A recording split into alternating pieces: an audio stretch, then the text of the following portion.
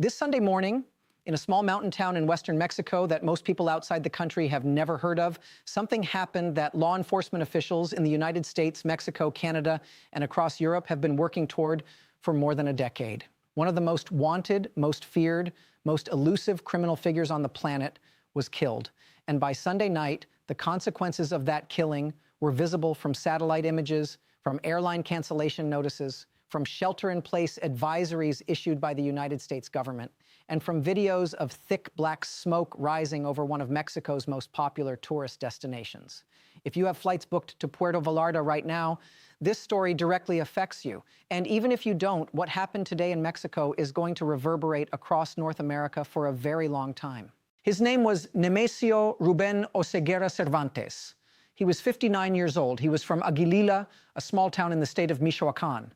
He was, at various points in his life, an avocado farmer, a police officer, a convicted drug trafficker who served time in an American federal prison, and, for the last 17 years, the leader of what the United States Drug Enforcement Administration considers to be one of the most powerful and ruthless criminal organizations on earth. The world knew him as El Mencho, and on Sunday, the Mexican army killed him. Let's go through exactly what happened, because the details matter, and because some of what you may have seen on social media today contains significant errors that need to be corrected. Mexican Special Forces conducted an operation in the town of Tapalpa, in the western state of Jalisco, approximately a 2-hour drive southwest of Guadalajara. That is where the operation took place, Tapalpa. Not, as some social media posts have claimed, at Guadalajara's international airport. The airport saw chaos. People were photographed sprinting through the terminal in panic as cartel violence spread. But the operation itself was in Tapalpa. That distinction matters because it tells you something important about how the Mexican military operates. They found El Mencho where he was hiding, deep in his home state's countryside, not in any obvious or accessible location. Mexico's Defense Secretariat said that during the raid, 4 CJNG members were killed at the scene. 3 more people, including Oseguera Cervantes himself, were wounded. He was airlifted toward Mexico City. He died in transit. The Defense Secretariat confirmed his death in an official statement. Authorities also seized armored vehicles and what officials described as rocket launchers capable of downing aircraft and destroying armored vehicles. 2 additional cartel members were arrested. 3 members of Mexico's armed forces were wounded and are receiving medical treatment. The United States government confirmed it had a role in the operation. The U.S. Embassy in Mexico posted that the operation was carried out by Mexican Special Forces, in its words, within the framework of bilateral cooperation, with U.S. authorities providing complementary intelligence. A U.S. defense official confirmed to CBS News specifically that the U.S. military participated through the Joint Interagency Task Force Counter-Cartel, which regularly works with the Mexican military. U.S. Deputy Secretary of State Christopher Landau, who previously served as U.S. ambassador to Mexico and knows the country's security landscape intimately, confirmed El Mencho's death on social media within hours of the operation. He called Oseguera Cervantes one of the bloodiest and most ruthless drug kingpins. He wrote, "This is a great development for Mexico, the U.S., Latin America, and the world. The good guys are stronger than the bad guys." Now let's talk about who El Mencho was, because to understand why this killing matters and why what happened in Mexico on Sunday night is so alarming, you need to understand what he built and what his death unleashes.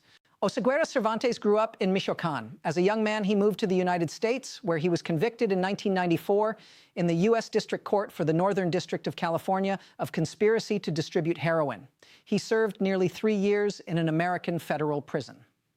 After his release, he was deported to Mexico, where he reconnected with the drug trafficking networks he had left behind. He rose through the organization of Ignacio Coronel Villarreal, a major Sinaloa cartel figure. After Villarreal's death, Oseguera Cervantes co-founded a new organization with another trafficker around 2007. That organization eventually split from the Sinaloa cartel entirely and became the Jalisco New Generation Cartel, CJNG, named for its home state. The DEA considers it to have the highest cocaine, heroin, methamphetamine, and fentanyl trafficking capacity of any criminal organization currently operating in Mexico. It has a documented presence in all 50 U.S. states. It has operations across Europe, Asia, and Latin America. And it did all of this in approximately 15 years, faster than any Mexican cartel had ever grown before.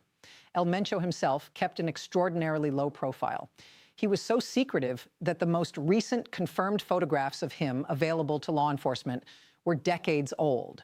The U.S. State Department placed a bounty of $15 million on his head, the same amount offered for information leading to the capture of some of the world's most notorious terrorists. No one ever collected it. He was indicted multiple times in the United States District Court for the District of Columbia beginning in 2017. He survived multiple operations targeting him.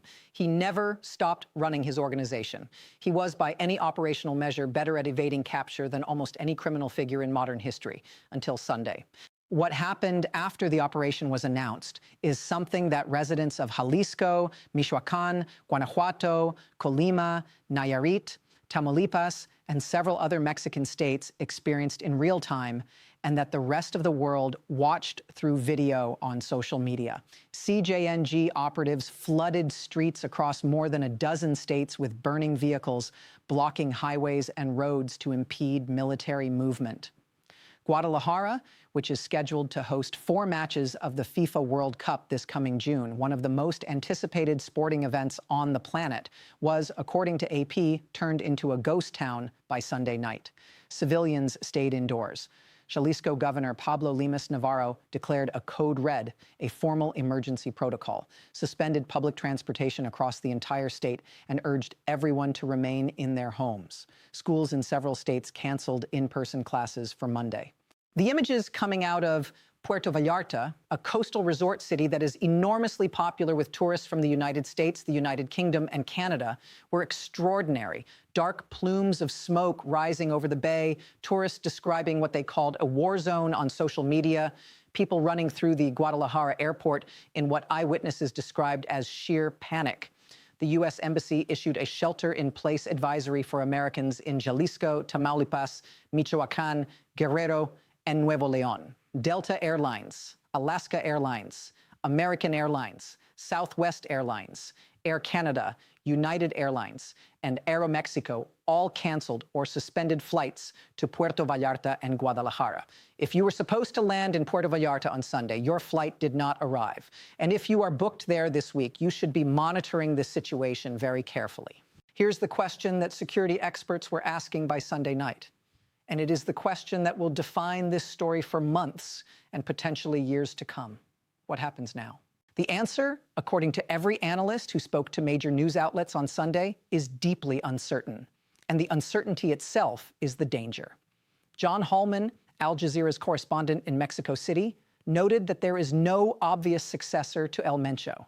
His brother is in a U.S. prison. His son, known as El Menchito, is also in prison. His daughter is in prison. The senior leadership of CJNG is, in significant ways, already behind bars. What that means, Hallman explained, is that the cartel's regional bosses, the people running individual territories, individual trafficking corridors, individual revenue streams, are now in a competition for power that no one has brokered, with no obvious authority to impose a settlement. Carlos Olivo, a former DEA assistant special agent in charge and an expert specifically on CJNG, told Reuters bluntly, "There will definitely be skirmishes between the various factions, and these spasms of violence could last for years." David Mora of the International Crisis Group offered a more geopolitical framing. He said this operation signals that under President Claudia Sheinbaum, the Mexican army has become dramatically more confrontational against criminal groups than under her predecessors.